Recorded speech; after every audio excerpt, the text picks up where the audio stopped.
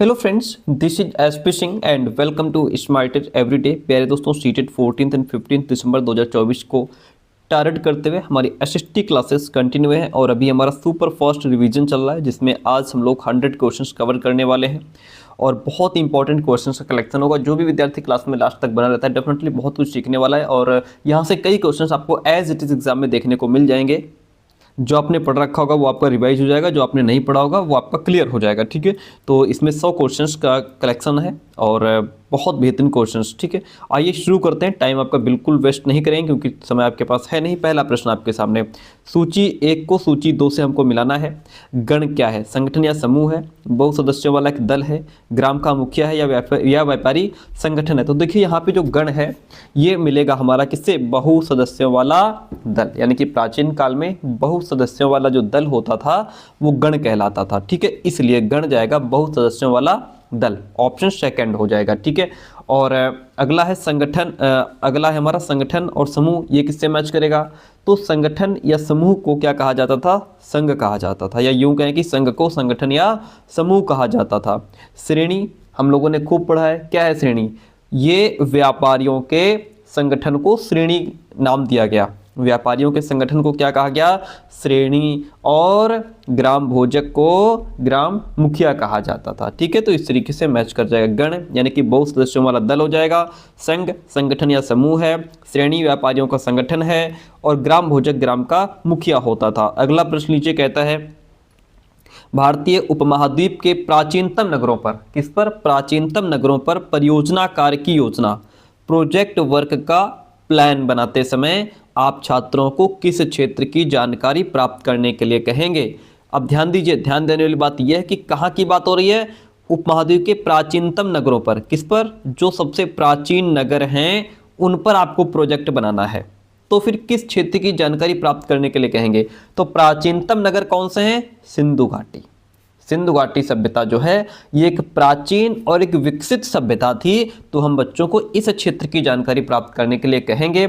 और ये जो सिंधु घाटी है इसे नगरीय सभ्यता भी कहा जाता है। क्या कहा जाता है? इसे नगरीय सभ्यता भी कहा जाता है। प्राचीन काल में बड़े और जो विकसित नगर थे उनका विकास सिंधु घाटी सभ्यता काल में ही हुआ था, इसलिए ऑप्शन नंबर 3 हमारा यहाँ पे राइट हो जाएगा। नेक्स्ट क्वेश्चन कहता है कि निम्न में से कौन सा शासक अपने सैनिकों को टोकन यानी कि सांकेतिक मुद्रा से वेतन देता था? एक मुद्रा देता था वेतन के रूप में, जो सोने चांदी की ना होकर, जो मुद्राएं थी वो सोने चांदी की नहीं थी, सस्ती धातुओं से बनी होती थी।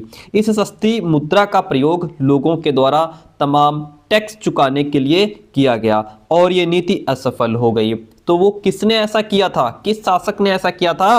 वो शासक था आपका मोहम्मद बिन तुगलक। कौन? मोहम्मद बिन तुगलक ने ये व्यवस्था शुरू की और फिर ये नीति लास्ट में असफल हो गई, क्योंकि क्या किया था लोगों ने घरों में ही जो है कि ये व्यवस्था शुरू कर दी और धातुओं को पिघला करके स्वयं जो है इस तरीके की मुद्रा बनाने लगे, जिससे ये नीति असफल हो गई। क्योंकि ये सोने चांदी के थे नहीं, सस्ती धातुओं से बनाए गए थे। लोगों ने सस्ती धातुएं, उसी तरीके की धातुओं को कलेक्ट करके घर में इसको बनाना शुरू कर दिया था। Mohammad bin Tughlaq is the right one over here.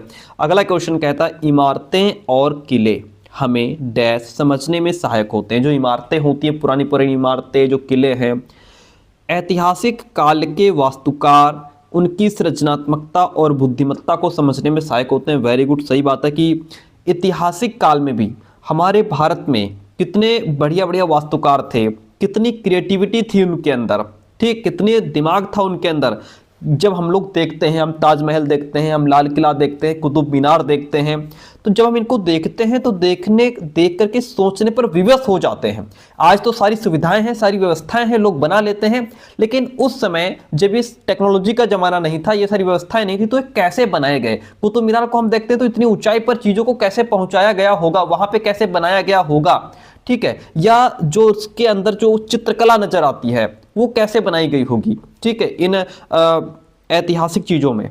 तो ये हमें सोचने पर मजबूर कर देते हैं। इससे हमें उनके अंदर की क्रिएटिविटी का पता चलता है, उनके अंदर इंटेलिजेंस का पता चलता है। ठीक है, राजाओं के द्वारा निर्माण कार्य को भी संरक्षण दिया गया। ये भी बहुत बड़ी बात है कि जो निर्माण कार्य हुए उनमें राजाओं का संरक्षण भी था और राजाओं ने इसको जरूरी समझा। That is very important. जन प्रशंसा प्राप्ति साधन के रूप में, जन लोगों की प्रशंसा को प्राप्त करने के साधन के रूप में भवन निर्माण का महत्व दिया गया? नहीं। उस काल में लोगों का तकनीकी और परिष्कृत कौशल को समझने में सहायक होते हैं, उस समय टेक्नोलॉजी थी ही नहीं। ठीक है, इसलिए ये भी कट जाएगा।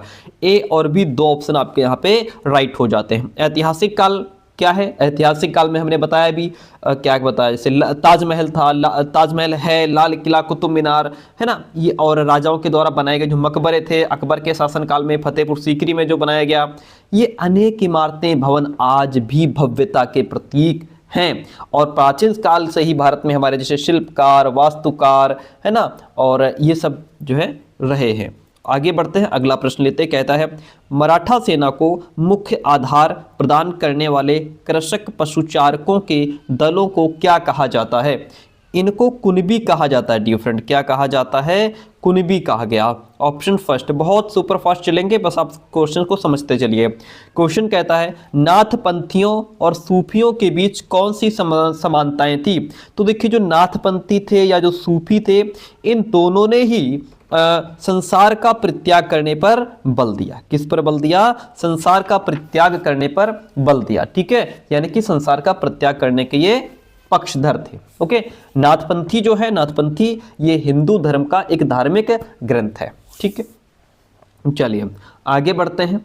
नेक्स्ट क्वेश्चन की बात करें। क्वेश्चन कहता है औपनिवेशिक काल के दौरान मध्य भारत के आदिवासियों के विषय में सही विकल्प चुने। मध्य भारत के आदिवासियों के बारे में हमको विकल्प चुनना है। उनका जीवन यापन संकट में था। बात तो ठीक है भाई, जो आदिवासी लोग थे उनका जीवन यापन संकट में था। ठीक है, और बिरसा अपने लोगों को अंग्रेजों, जमींदारों, साहूकारों से छुटकारा दिलाना चाहता था। Very good. उन्होंने अपने संघर्ष के लिए अपने तरीके और प्रतीक स्वयं खोजे। Very good. ठीक है, तो ये तीनों ही ऑप्शन हमारे यहाँ पे राइट हो जाते हैं, इसलिए option A B C right हो जाएगा। Next question in front of you.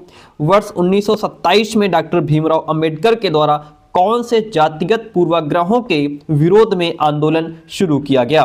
तो डॉक्टर भीमराव अंबेडकर ने जो आंदोलन शुरू किया था वो मंदिर में प्रवेश को लेकर के किया था, क्योंकि पहले नीची जाति के लोगों को मंदिर में प्रवेश नहीं करने दिया जाता था। तो इसको लेकर के डॉक्टर भीमराव अंबेडकर ने 1927 से लेकर के 1935 के बीच मंदिर में प्रवेश के लिए 3 आंदोलन चलाए थे। कितने आंदोलन चलाए थे सर?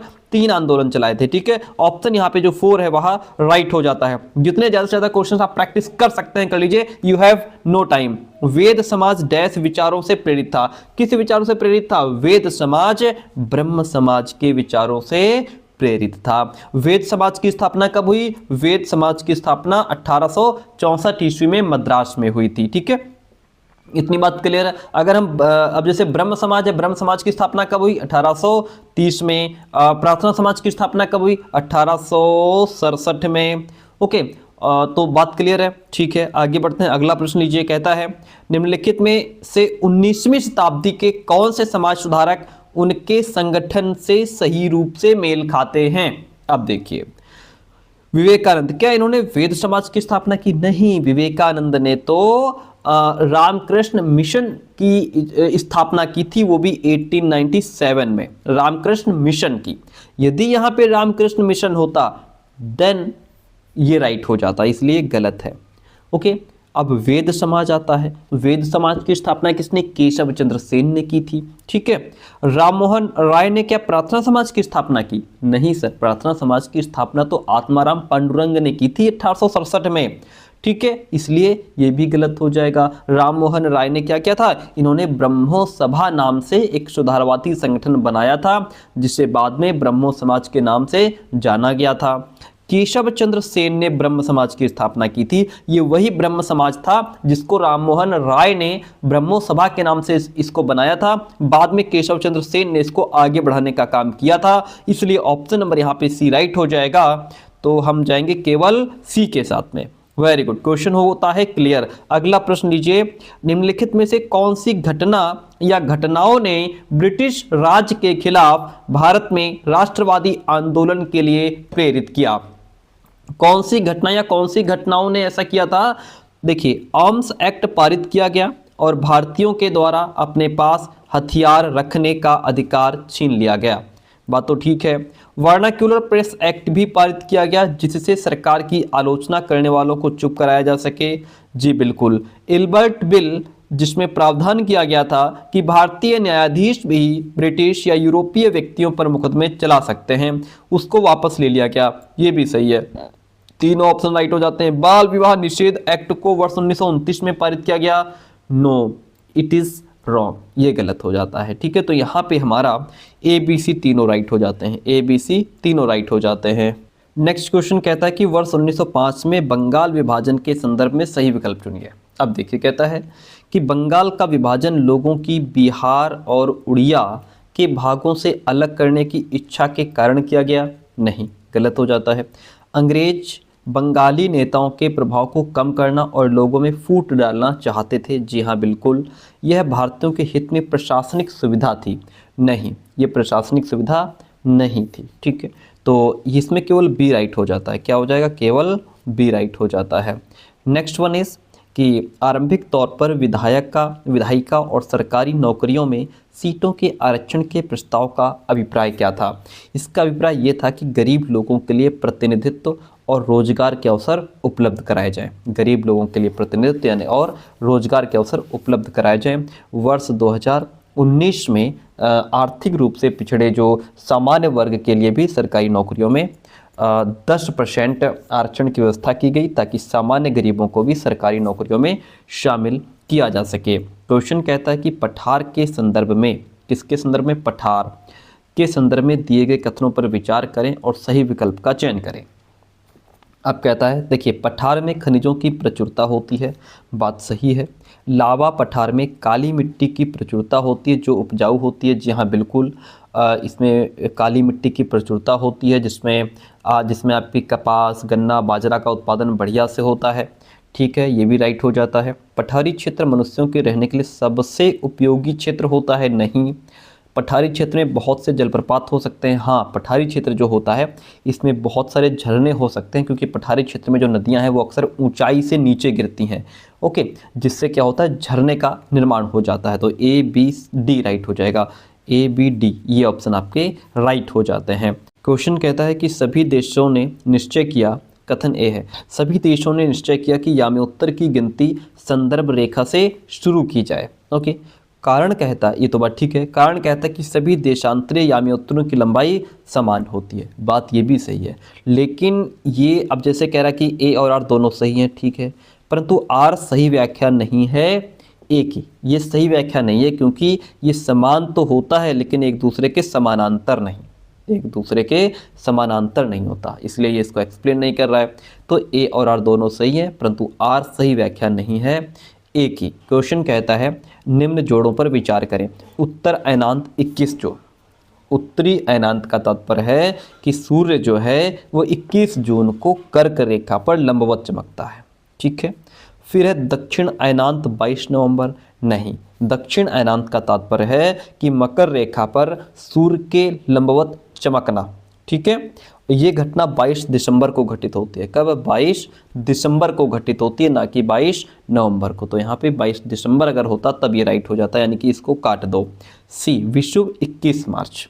ठीक है, विषुव जिसको हम इक्विनोक्स भी कहते हैं, इसकी स्थिति 21 मार्च और 23 सितंबर को उत्पन्न होती है। विषुव क्या है सर? विषुव वो भौगोलिक स्थिति है जब सूर्य की किरणें विषुव रेखा पर लंबवत पड़ती हैं। तो ए और सी राइट हो जाता है, ए और सी राइट हो गया। बी क्यों कट गया सर? क्योंकि बी की यहाँ पे 22 दिसंबर अगर होता तब ये राइट हो जाता। अगला प्रश्न लेते हैं, कहता है कि ग्रीनविच में जब दोपहर के 12 बजते हैं, ठीक है, मान लीजिए ग्रीनविच में यहाँ पे दोपहर के 12 बज गए, तब ग्रीनविच के 25 डिग्री पश्चिम में, कहाँ की बात हो रही है? पश्चिम में चलेंगे। ठीक है, क्या समय होगा? यहाँ पे 12 बज रहे हैं। हमने आपको बताया है कि जैसे 15 डिग्री में क्या होता है? 1 घंटा। 15 डिग्री बराबर 1 घंटा होता है, यानी कि 1 डिग्री बराबर 4 मिनट। ठीक है, तो 15 डिग्री में 1 घंटा यानी कि 15 चुकू 60 मिनट यानी कि 1 घंटा हो गया। अब ये कह रहा है कि ग्रीनविच के 25 डिग्री पश्चिम में, इसमें से 15 ले लो, 15 का मतलब 1 घंटा हो जाएगा, तो यहाँ पे 11 बज जाएंगे। ठीक है, अब उसमें क्या करना है? बचा यहाँ पे 10 डिग्री, 1 डिग्री बराबर 4 मिनट, तो 10 चक्कू 40 यानी कि 40 मिनट और कम करो इसमें, तो जब हम 11 बज गया, अब इसमें 40 मिनट और माइनस करेंगे तो ये हो जाएगा 10:20। क्या हो जाएगा? 10:20 हो जाएगा। ठीक है, तो इस तरीके से ऑप्शन नंबर जो 4 है वहाँ राइट हो जाएगा। बहुत हल्के में आपको समझा दिया, बहुत ईजी तरीके से। कथन ए और बी के आधार पर वनों के प्रकार की पहचान कीजिए। अब देखिए, कहता है ये घने वन भूमध्य रेखा के पास पाए जाते हैं। ये जो घने वन हैं वो भूमध्य रेखा के पास पाए जाते हैं। कौन से वन हैं? वो हैं हमारे उष्णकटिबंधीय सदाबहार वन। ठीक है, यहाँ अत्यधिक बारिश होती है और इन क्षेत्रों में कभी शुष्क मौसम नहीं होता। बिल्कुल सही बात है, ये बात हो रही है उष्णकटिबंधीय सदाबहार वन की। ऑप्शन 3 राइट हो जाता है। अगला प्रश्न, सहारा मरुस्थल के संदर्भ में निम्नलिखित कथनों पर विचार करें और सही उत्तर चुनें। सहारा मरुस्थल जो है इसका क्षेत्रफल 10.45 मिलियन नहीं 9.2 मिलियन, कितना है? 9.2 मिलियन वर्ग किलोमीटर है, इसलिए ये कट जाएगा। ट्यूनीशिया देश का बड़ा हिस्सा सहारा रेगिस्तान से आच्छादित है। राइट, सहारा रेगिस्तान में ऊंचे पठार और चट्टानी सतह भी शामिल है। राइट, यानी कि बी और सी सही है जबकि ए गलत है। ओके, तो हमारा सेकंड वन ऑप्शन राइट हो जाएगा। सहारा मरुस्थल का कुल क्षेत्रफल जो है वो लगभग 9.2 मिलियन वर्ग किलोमीटर है। ध्यान रखिएगा, इसी तरीके से क्वेश्चंस आपको देखने को मिलेंगे। एक वर्षा वन में पाई जाने वाली वनस्पतियों को निम्न परत से उच्च परत तक क्रमबद्ध कीजिए, यानी कि निम्न परत से लेकर के उच्च परत तक आपको जाना है। तो इसमें निम्न परत की अगर हम बात करें तो सबसे पहले आ जाती है भूमि वाली परत, ये सबसे 1 नंबर पे आएगी। फिर इसके बाद झाड़ीदार परत आ जाती है, फिर इसके बाद झाड़ीदार परत आएगी, फिर आपका तरुण वृक्ष आएंगे। ठीक है, 3 नंबर पे आएगा। फिर इसके बाद आता है वितान जो 4 नंबर पे आएगा। फिर उद्गामी परत ये 5 नंबर पे आएगा। यानी कि सबसे पहले भूमि परत, यानी कि ए ई कहाँ गया? ए ई यहाँ भी नहीं है, इसको काट दो। ए यहाँ भी नहीं है, यहाँ भी नहीं, यानी कि हमारा जो ऑप्शन है वो सेकंड राइट हो गया। अगला प्रश्न लीजिए, स्थायी पवनों के संबंध में कौन सा कथन सही है?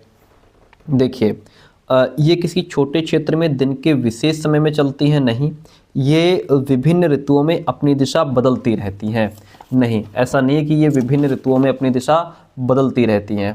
ओके, ये भी कट जाएगा। ये वर्ष भर लगातार किसी निश्चित दिशा में चलती हैं, ये बात ठीक है। स्थायी पवनें जो हैं ये पूरे साल लगातार निश्चित दिशा में चलती रहती हैं, जैसे कि आपकी पूर्वी पवनें हो गई, पश्चिमी पवनें हो गई। ठीक है, और मानसूनी पवनें स्थायी पवनों का उदाहरण नहीं। मानसूनी पवनें जो हैं ये मौसमी पवनों का उदाहरण है, इसलिए ऑप्शन 3 राइट हो जाएगा। आगे बढ़ जाएंगे, अगले प्रश्न पर बात करेंगे। कहता है निम्न कथनों पर विचार कीजिए। धरातल पर पर्याप्त सूर्य का जो ताप है, जिसको हम आतपन कहते हैं, सूर्य की जो ऊष्मा है उसकी मात्रा उष्णकटिबंध से लेकर ध्रुवों तक भिन्न भिन्न पाई जाती है। तो बात तो ठीक है। नगर में भीड़ वाले ऊंचे भवन ठंडी हवा को रोक लेते नहीं, ये गर्म हवा को रोक लेते हैं, है ना। और इससे क्या होता है, नगरों का जो तापमान है वो बढ़ने लगता है, क्योंकि ये गर्म हवा को रोक लेते हैं। ठीक है, तो क्या होता है, तापमान हाई हो जाता है, ऊंचा बना रहता है, घटने नहीं बढ़ने लगता है। मैदानी भागों की अपेक्षा समुद्री भागों में तापमान में भिन्नता कम पाई जाती है, ये भी ठीक है। ए और सी आपका राइट हो जाएगा। ए और सी ऑप्शन जो है वह राइट हो जाता है। हम नेक्स्ट क्वेश्चन की बात करते हैं। बढ़िया से मैच कीजिए। देखिए, एक तरफ वनस्पति का प्रकार है, एक तरफ उस वनस्पति में या जो है पौधों की प्रजातियां हैं। ठीक है, जैसे कटीली झाड़ी, कटीली झाड़ी इसमें जो है कि क्या कहते हैं, खैर या कत्था जो पौधे होते हैं इनकी प्रजातियां कटीली झाड़ी वनस्पति का प्रकार है। ठीक है, खैर या कत्था ये क्या है, ये पौधों की प्रजातियां हैं, ये कटीली झाड़ियों में पाए जाते हैं पौधे। ठीक है, A2 राइट हो गया।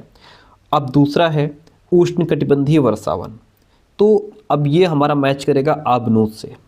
आबनूस पौधों की जो प्रजाति है ये उष्णकटिबंधीय वर्षावन क्षेत्रों की वनस्पति है।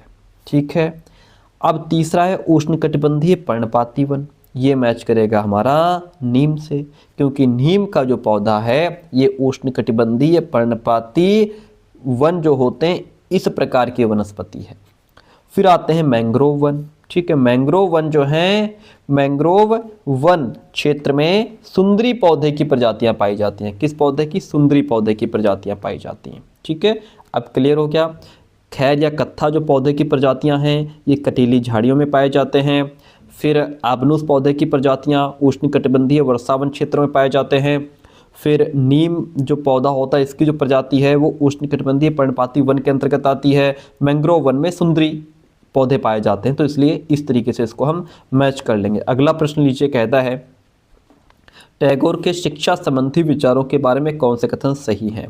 प्राकृतिक वातावरण में सृजनात्मक अधिगम, वेरी गुड। कला, संगीत और मृत्यु पर बल देना, मृत्यु पर बल देने की बात तो नहीं होगी। पाश्चात्य सभ्यता, विज्ञान और तकनीकी की आलोचना भी इन्होंने नहीं की थी। इन्होंने पाश्चात्य सभ्यता, विज्ञान और तकनीकी की आलोचना नहीं की, बल्कि इन्होंने उसका समर्थन किया था।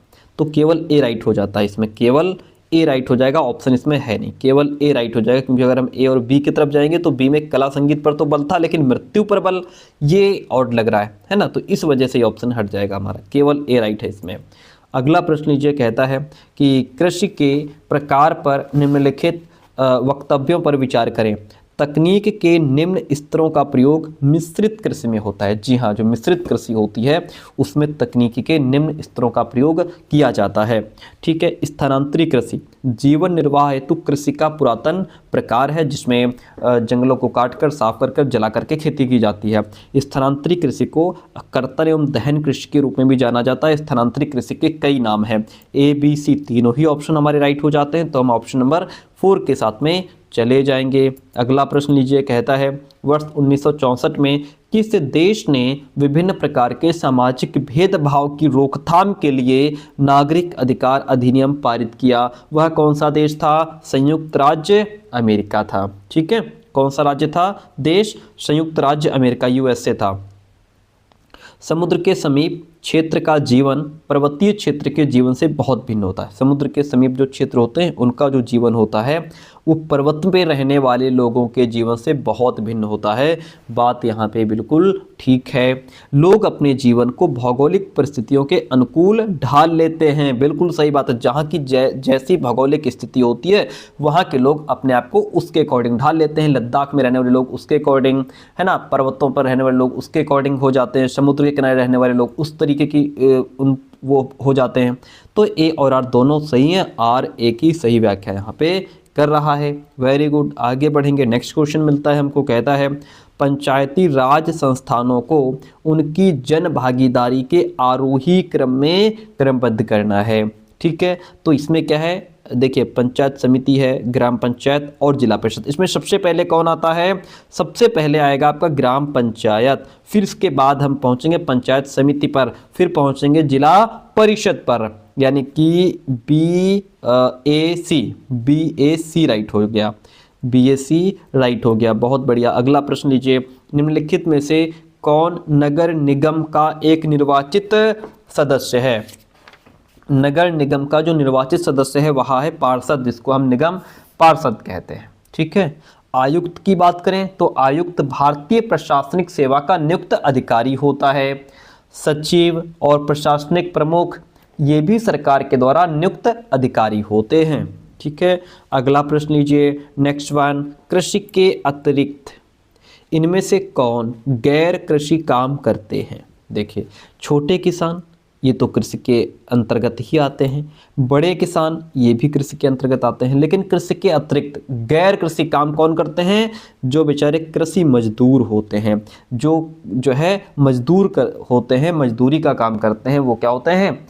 ये गैर कृषि काम करते हैं। खेती का काम मिलेगा वो भी कर रहे हैं, दूसरे काम मिलेगा वो भी कर रहे हैं, तो इसमें केवल ए ऑप्शन आपका राइट हो जाएगा। ठीक है, कृषि के अतिरिक्त जब कोई भी कृषक मजदूर या श्रमिक का काम करता है तो इसे गैर कृषि का काम कहते हैं। और छोटे किसान, बड़े किसान वो तो किसान है ही। निम्न में से कौन सा कथन गलियों में सामान बेचने वालों और बाजार में दुकान वालों के विषय में सही है? देखिए, जो गलियों में सामान बेच रहा है दोनों, और दूसरा बाजार में दुकान वाला है, दोनों अपना स्वयं का काम कर रहे हैं और रोजगार पर नहीं होते हैं।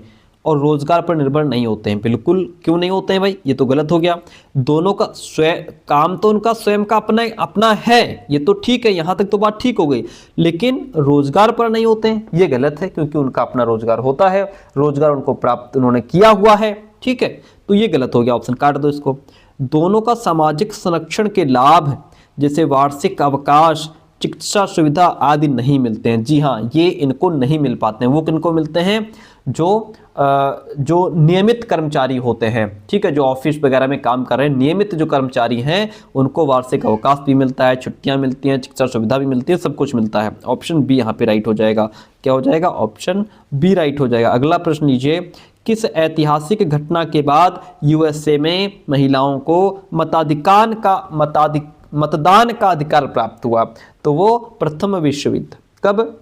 वर्ष 1920 में प्रथम विश्व युद्ध की समाप्ति के बाद 19वां संविधान संशोधन अधिनियम के अंतर्गत यूएसए में महिलाओं को मतदान का अधिकार प्राप्त हुआ था। इतनी बात क्लियर। अगला प्रश्न नीचे, निम्नलिखित में से कौन सा कथन लिंग रूढ़िवादी धारणा यानी कि जेंडर स्टीरियोटाइप के लिए चुनौती है?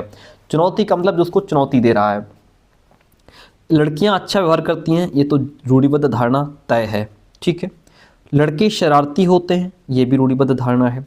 लड़कियां अच्छा खाना पकाती हैं, रूढ़िबद्ध धारणा है। अगर ये होता कि लड़कियां ऑफिस जाती हैं तो ये रूढ़िबद्ध धारणा के लिए चुनौती हो जाती। ठीक है, लड़के संवेदनशील होते हैं, ये रूढ़िबद्ध धारणा को चुनौती दे रहा है, क्योंकि अक्सर ये धारणा बनाई गई है कि लड़के तो कठोर होते हैं, लड़के मजबूत होते हैं, लड़के बहादुर होते हैं, लड़कियां भावुक होती हैं, है ना, ऐसा सोचा गया है। लेकिन यहाँ पे और जैसे जैसे बेचारे लड़के बड़े होते हैं, ऐसा कहा जाता है कि उन्हें रोना शोभा नहीं देता। अरे यार, लड़के हो के रोते हो, है ना, और लड़कियां अत्यधिक भावुक होती हैं, संवेदनशील होती हैं।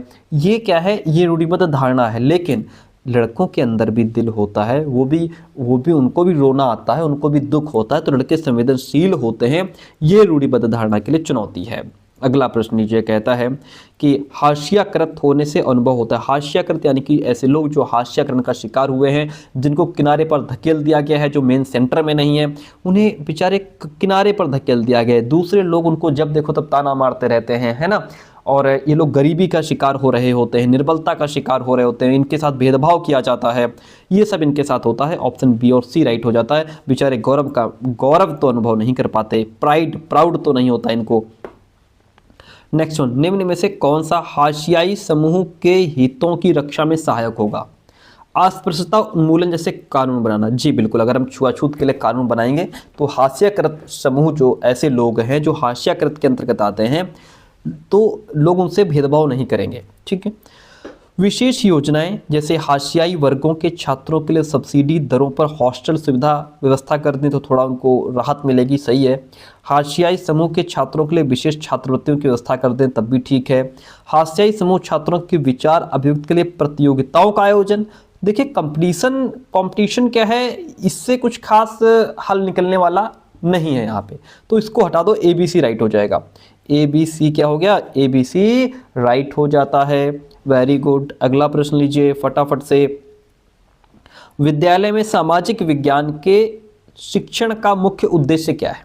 अगर आप क्लास में SST पढ़ा रहे हैं तो उसका उद्देश्य क्या है? SST पढ़ाने का उद्देश्य है कि छात्रों में अपने सामाजिक और भौतिक संसार को समझने के लिए सही ज्ञान बच्चे प्राप्त कर पाएं, सही मनोवृत्ति उनके अंतर्गत आए, और यहाँ पे वो समाज के प्रति, भौतिक संसार के प्रति उनका झुकाव बढ़े। ये हमारा उद्देश्य होना चाहिए। ठीक है, बीते हुए ऐतिहासिक काल में सिर्फ इंफॉर्मेशन देना नहीं, प्रयोगात्मक और वैज्ञानिक जांच नहीं होगा।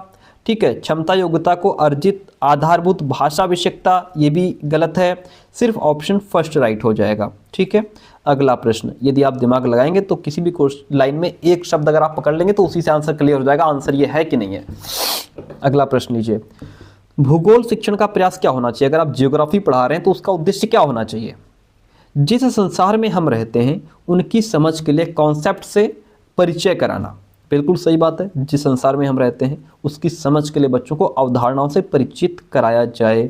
विभिन्न क्षेत्रों की परस्पर आश्रितता की समझ को बढ़ावा दिया जाए, पर्यावरण और संसाधनों को कैसे बचाना है इसके प्रति संवेदनशील बच्चों को बनाया जाए, ये भी ठीक है। तो ABC जो है वहाँ राइट हो जाएगा। अगला प्रश्न लीजिए, कहता है कि सामाजिक विज्ञान की कक्षा में चार्ट का प्रयोग कर रहे हैं, रेखा चित्र है, समय सीमाएं और मानचित्र का प्रयोग किया जा रहा है। ये अधिगम को क्या करता है, ये अधिगम को प्राकृतिक और वैज्ञानिक बना देता है। इसमें बच्चा छात्रों के लिए भागीदारीपूर्ण और क्रियाशील होते हैं, बच्चे पार्टिसिपेट करते हैं, खुश होकर के पार्टिसिपेट करते हैं, उबाऊ नहीं। पढ़ने में मज़ा आता है जब इस प्रकार के संसाधन TLM यानी कि टीचिंग लर्निंग मटेरियल जब बच्चे के सामने होता है तो बच्चे को पढ़ने में मज़ा आता है, उबाऊ नहीं होता और चीज़ें और ज़्यादा संगठित हो जाती हैं। ठीक है, चीज़ें एक दूसरे से कनेक्ट होकर के टीचर्स को पढ़ा पाता है। तो ठीक है, ABD राइट हो गया। विचारों एवं संकल्पनाओं के विकास में भी सहयोगी होता है, बिल्कुल सही है, ABDE राइट हो गया। ABDE ऑप्शन में है कि नहीं है, ABDE very good. Option number 3 यहाँ पे राइट हो जाता है। प्रश्न कहता है निम्नलिखित प्रश्न सामाजिक विज्ञान की कक्षा में प्रस्तुत किए गए, ये सारे क्वेश्चंस जो है SST की क्लास में बच्चों के सामने रखे गए। इनमें से आलोचनात्मक चिंतन वो होता है जिसमें बच्चा चीज़ों को गहराई से समझता है, उसका एनालिसिस करता है, उसके गुण दोष को जानता है, ठीक है, उस पर तर्क वितर्क करता है, यानी कि बहुत अच्छी तरीके से किसी चीज़ को समझना आलोचनात्मक चिंतन है। इसके सर्वाधिक अवसर कौन प्रदान करता है? रिंडरपेस्ट पशु महामारी ने अफ्रीकी देशों को दरिद्रीकरण तक पहुंचा दिया, परीक्षण कीजिए। इसमें बच्चा सिर्फ एग्जामिन करेगा, ठीक है, इसमें पूरा एनालिसिस नहीं कर पाएगा, इसलिए ये कट जाएगा। रिंडरपेस्ट या पशु महामारी अफ्रीका तक कैसे आई, इसमें बच्चा डीप में जाएगा कि आखिर ये जो बीमारी है वो कहाँ से इसकी उपज हुई, ये यहाँ तक कैसे आई, कैसे फैली, क्या इसके लक्षण हैं, क्या प्रभाव हैं, कैसे ठीक होगा, क्या क्या सिम्टम्स देखने को मिल रहे हैं, ये ठीक है। इसमें बच्चा के अंदर आलोचनात्मक चिंतन आएगा। ओके, इतनी बात होती है क्लियर। अगला है कैरिबियाई करारबद्ध मजदूरों के अनुभवों की तुलना 21वीं सदी के मजदूरों से कीजिए। इसमें बच्चा बहुत दिमाग लगाएगा क्योंकि यहाँ पे इन मजदूरों की तुलना 21वीं सदी के मजदूरों से करनी है, ठीक है। इसमें कोई उसको फैक्ट आंसर नहीं मिलेगा, बहुत सारी मेहनत करनी पड़ेगी। तो यहाँ पे ये भी ठीक है। यहाँ पे कह रहा है कि इसमें सूचीबद्ध कीजिए। अगर हम सिर्फ सूची बना देंगे, सिर्फ लिस्ट बना देंगे तो ये आलोचनात्मक चिंतन को बढ़ावा नहीं देती है, इसलिए कट जाएगा। सिर्फ B और C ऑप्शन हमारे ठीक है, सिर्फ B और C, क्योंकि आलोचनात्मक चिंतन में बच्चा अपने दिमाग पर पूरा जोर डालता है। अगला प्रश्न, आपको अपनी अगली कक्षा में असहयोग आंदोलन पर चर्चा करनी है। असहयोग आंदोलन को पढ़ाना है। मान लीजिए इनमें से किस पक्ष या पक्षों पर छात्रों में घटना या घटनाओं की समझ विकसित करने के लिए बल देंगे। देखिए ये आंदोलन कब हुआ हम ये पढ़ाएंगे बच्चों को। इस आंदोलन के प्रभाव, इस आंदोलन का प्रभाव किन किन क्षेत्रों पर हुआ हम ये भी पढ़ाएंगे। इस आंदोलन में मुख्यतः किसने भाग लिया हम ये भी पढ़ाएंगे बच्चों को। इसका परिणाम क्या हुआ ये भी पढ़ाएंगे बच्चों को। किसानों और जनजातियों की क्रियाओं के औचित्य का मूल्यांकन यहाँ पे करने का कोई मतलब बनता नहीं है। ABCD राइट हो जाएगा। क्या राइट हो जाएगा? ABCD जो ऑप्शन है वो यहाँ पे राइट हो जाता है। बड़ा प्यारा क्वेश्चन और पढ़ा हुआ प्रश्न आपके सामने आया है, ठीक है। ये प्रश्न हमारा जब हम लोग क्लास 6 की NCERT पढ़ रहे थे उसमें जो चैप्टर नंबर 7 था राज्य से साम्राज्य की ओर, जिसमें हम लोगों ने अशोक की कहानी पढ़ी थी, अशोक के अभिलेख के बारे में पढ़ा था, उसमें इसके बारे में हमने आपको बताया था। कहता है कि निम्नलिखित में से मौर्य साम्राज्य में उत्तराधिकार का कौन सा क्रम सही है। तो देखिए मौर्य वंश में 3 बहुत ही महत्वपूर्ण राजा हुए। उसमें एक तो चंद्रगुप्त थे, चंद्रगुप्त मौर्य थे, ठीक है। दूसरे चंद्रगुप्त का बेटा बिंदुसार था, बिंदुसार यहाँ है, यानी कि ये भी कट गया, ये भी कट गया, हमको सीक्वेंस में लाना है ना। बिंदुसार हो गया। फिर बिंदुसार का पुत्र था अशोक, ठीक है, अशोक आ गया। तो अब इसमें भी अशोक नहीं है, कट गया। इसमें अशोक यहाँ पे 3 नंबर पे आना चाहिए था, इसमें भी नहीं है, इसमें भी नहीं है, तीनों कट गया, यानी कि ये राइट हो गया। कौन सा राइट हो गया?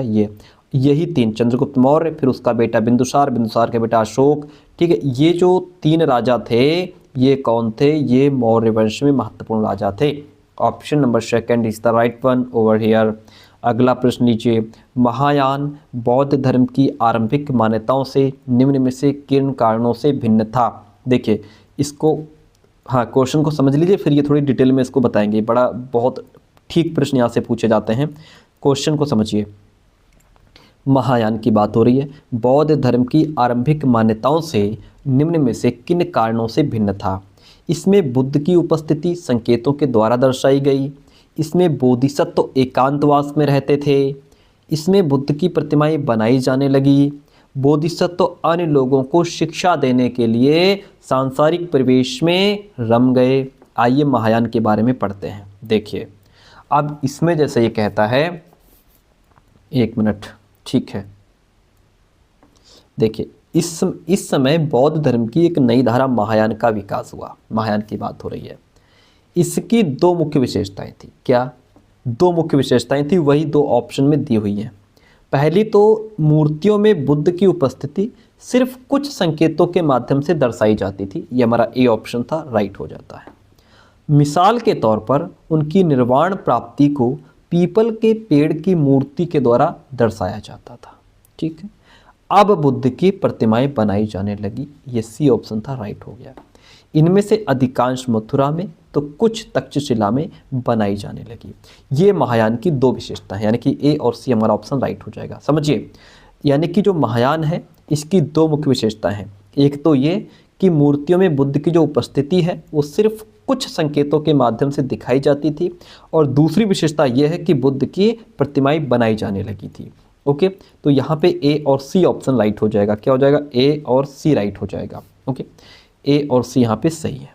अब बी बचा, बोधिसत्व वाला। बोधिसत्व वाला, आइए इसके बारे में जानते हैं। बहुत बढ़िया प्रश्न यहाँ से पूछा। दूसरा परिवर्तन बोधिसत्व में आस्था को लेकर के आया। ठीक है, ये दूसरा परिवर्तन था। बोधिसत्व उन्हें कहते हैं जो ज्ञान प्राप्ति के बाद एकांतवास करते हुए ध्यान साधना कर सकते थे। ये हमारा बी ऑप्शन था उसमें, तो जो बी ऑप्शन है वो बोधिसत्व को लेकर के है। ठीक है, लेकिन ऐसा करने की बजाय वे लोगों को शिक्षा देने और मदद करने के लिए सांसारिक परिवेश में ही रहना ठीक समझने लगे। ये किसकी विशेषता है? ये बोधिसत्व की विशेषता है। ऑप्शन में डी ऑप्शन था ये। ठीक है, धीरे धीरे बोधिसत्व की पूजा काफ़ी लोकप्रिय हो गई और पूरे मध्य एशिया, चीन और बाद में कोरिया, जापान तक भी फैल गई। ठीक है, बोधिसत्व उन्हें कहते हैं जो ज्ञान प्राप्ति के बाद एकांतवास करते हुए ध्यान साधना कर सकते हैं। ओके, लेकिन ऐसा करने के बजाय वे लोगों को शिक्षा देने और मदद करने के लिए सांसारिक परिवेश में ही रहना ठीक समझने लगे। ठीक है, धीरे धीरे बोधिसत्व में पूजा काफ़ी लोकप्रिय हो गई। इतना ध्यान रखिएगा। प्रश्न क्लियर हो गया, हम आगे बढ़ेंगे।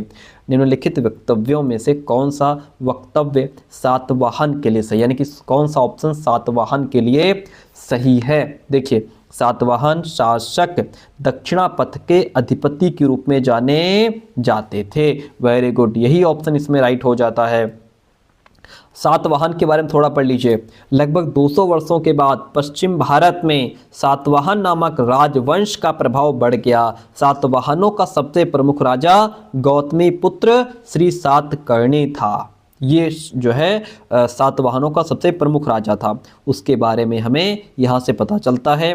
वह यानी कि सातकर्णी और अन्य सभी सातवाहन शासक दक्षिणापथ के स्वामी कहे जाते थे। ओके, ये हमने ऑप्शन राइट कर दिया। दक्षिणापथ का शाब्दिक अर्थ दक्षिण की ओर जाने वाला रास्ता होता है। पूरे दक्षिणी क्षेत्र के लिए भी यही नाम प्रचलित था। ओके, श्री सातकर्णी ने पूर्वी, पश्चिमी, दक्षिणी तटों पर अपनी सेनाएं भेजी थी। अगला प्रश्न लीजिए। प्रश्न बड़ा प्यारा, कहता है मंदिर के बारे में ABC पढ़िए, विचार कीजिए। मंदिर नगर नगरीकरण का एक महत्वपूर्ण प्रतिरूप प्रस्तुत करते थे। जो मंदिर होते थे वो क्या करते थे कि मंदिर जो है ये नगरीकरण का एक महत्वपूर्ण प्रतिरूप प्रस्तुत करते थे। ऐसा तो नहीं है, फिलहाल गलत हो जाता है ये। मंदिर अर्थव्यवस्था और समाज दोनों के लिए अत्यंत महत्वपूर्ण होते थे। ये ऑप्शन यहाँ पे राइट हो जाता है। और शासक विभिन्न देवी देवताओं के प्रति अपना भक्तिभाव दिखाने के लिए मंदिर बनवाते थे। अपनी शान शौकत सत्ता दिखाने के लिए भी बनवाते थे। इसलिए बी और सी राइट हो जाता है। यहाँ पे मंदिर जो है वो नगरीकरण का नहीं, समाजीकरण का होना चाहिए था। अगर समाजीकरण होता तब ये ऑप्शन राइट हो जाता।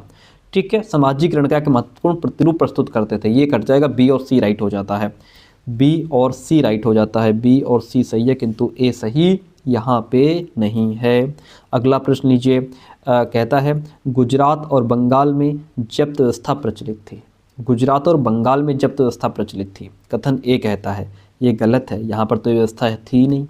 ये व्यवस्था उन स्थानों पर लागू की गई थी जहाँ पर भूमि का निरीक्षण और उसका लेखा जोखा सावधानी पूर्वक रखा गया था। आर बिल्कुल सही हो जाता है। जब आर सही है तो हम कहेंगे ए गलत है, आर सही है।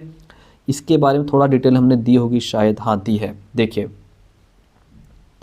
अकबर के राजस्व मंत्री टोडरमल ने 10 साल 1570 से 1580 की जो समय अवधि है उसके लिए कृषि की पैदावार, कीमतों और कृषि भूमि का सावधानीपूर्वक सर्वेक्षण किया। इन आंकड़ों के आधार पर प्रत्येक फसल पर नकद के रूप में टैक्स निश्चित कर दिया गया, नकद देना होगा। प्रत्येक सूबे या प्रांत को राजस्व मंडलों में बांटा गया। प्रत्येक सूबे को या प्रांत को किस में बांट दिया गया? राजस्व मंडलों में बांट दिया गया।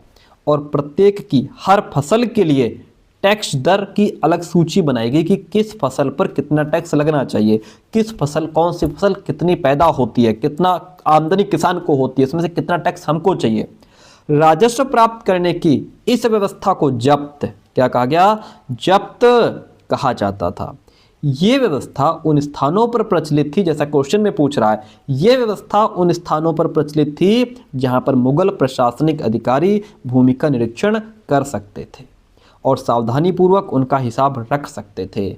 ऐसा निरीक्षण गुजरात और बंगाल जैसे प्रांतों में संभव नहीं हो पाया। इसीलिए हमने यहाँ पे क्या किया? बंगाल और गुजरात वाला जो ऑप्शन है वहाँ कट गया। इतनी बात क्लियर। हम बढ़ेंगे आगे। अगला प्रश्न लीजिए, कहता है मंडप क्या था? देखिए, मंदिर का एक पवित्र स्थल जो होता था, मंदिर के पवित्र स्थल को दिखाने के लिए वहाँ पर जो पवित्र स्थल किसको कहा गया है? जो ऊपर शिखर बनाया जाता था, जो ऊपर शिखर बनाया गया उसे मंडप, उसे पवित्र स्थल जो होता था उसके ऊपर शिखर बनाया जाता था। ठीक है, ये मंडप नहीं था। एक सभागार जहाँ लोग इकट्ठे हो सकें वो मंडप होता था। स्तूप के चारों ओर निर्मित जो एक पथ होता था उसे प्रदक्षिणा पथ कहते थे। हमने आपको दिखाया भी था। प्रदक्षिणा पथ जो ऐसे गोल गोल बनाया जाता था, वो स्थल जहाँ देवी देवताओं की मूर्ति रखी होती थी उसे गर्भगृह कहते थे।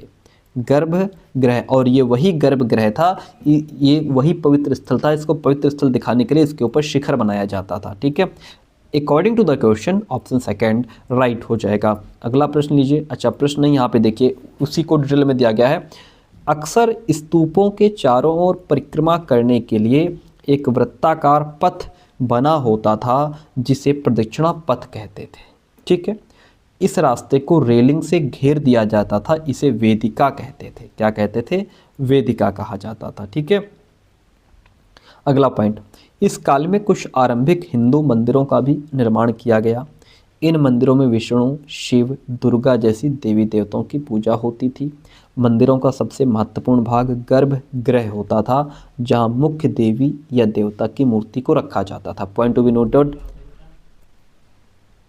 तो ये पॉइंट ध्यान रखिएगा कि गर्भगृह कहा है, गर्भगृह क्या है? जहाँ मुख्य देवी या देवता की मूर्ति को रखा जाता था।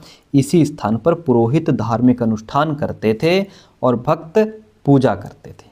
अक्सर गर्भगृह को एक पवित्र स्थान के रूप में दिखाने के लिए भीतरगांव का आपने वो एकाश्मिक मंदिर देखे होंगे, जैसे मंदिरों में उसके ऊपर काफ़ी ऊंचाई तक निर्माण किया जाता था जिसे शिखर कहते थे। ठीक है, और अधिकतर मंदिरों में मंडप नाम की एक जगह होती थी। यह एक सभागार होता था जहां लोग इकट्ठे होते थे। वेरी गुड, यहाँ तक हो गए प्रश्न। अगला क्वेश्चन लीजिए, कहता है कि बहादुर शाह जफर द्वारा विद्रोहियों को दिए गए समर्थन ने लोगों और शासन करने वाले परिवारों पर सकारात्मक असर डाला। सकारात्मक असर डाला, बात तो ठीक है, ऑप्शन ए सही है हमारा। लोगों ने मुगलों को वैकल्पिक शासन के तौर पर देखा जो ब्रिटिश राज को चुनौती देने में सहायता कर सकते थे। ये भी ठीक है, दोनों ही सही है हमारे। लेकिन यहाँ पे हम ये कहेंगे कि जो आर है वो इसको ठीक से एक्सप्लेन नहीं कर रहा है, तो ए और आर दोनों सही हैं, आर ए की सही व्याख्या नहीं है। ओके, अगला क्वेश्चन लीजिए, कहता है कि अलवार संत निम्न में से किसके उपासक थे? तो आपने अलवार और नैनार के बारे में हमने आपको पढ़ाया है। जो अलवार थे वो विष्णु के उपासक थे। किसके? अलवार संत विष्णु के उपासक थे।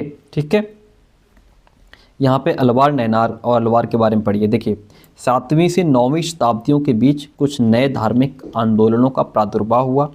इन आंदोलनों का नेतृत्व नयनार यानी कि भगवान शिव को उपासक, शिव के उपासक यानी शैव संत, अलवारों यानी कि भगवान विष्णु के उपासक वैष्णव संतों ने किया था। ठीक है, ये संत सभी जातियों के थे और वे बौद्धों और जैनों के कटु आलोचक थे। ये जो नयनार अलवार थे ये भगवान बुद्ध और जैन के कटु आलोचक थे। शिव और विष्णु के प्रति सच्चे प्रेम को मुक्ति का मार्ग बताते थे ये लोग। ठीक है, और नयनार और अलवार जो हैं ये घुमक्कड़ साधु संत थे, घूमते रहते थे, नगर नगर घूमते रहते थे। वे जिस किसी स्थान या गांव में जाते थे वहाँ के स्थानीय देवी देवताओं की प्रशंसा में सुंदर कविताएं रच करके उन्हें संगीतबद्ध कर दिया करते थे। तो ये आप पॉइंट ध्यान रखिएगा, जो नयनार हैं ये भगवान शिव के उपासक हैं, अलवार जो हैं भगवान विष्णु के उपासक हैं।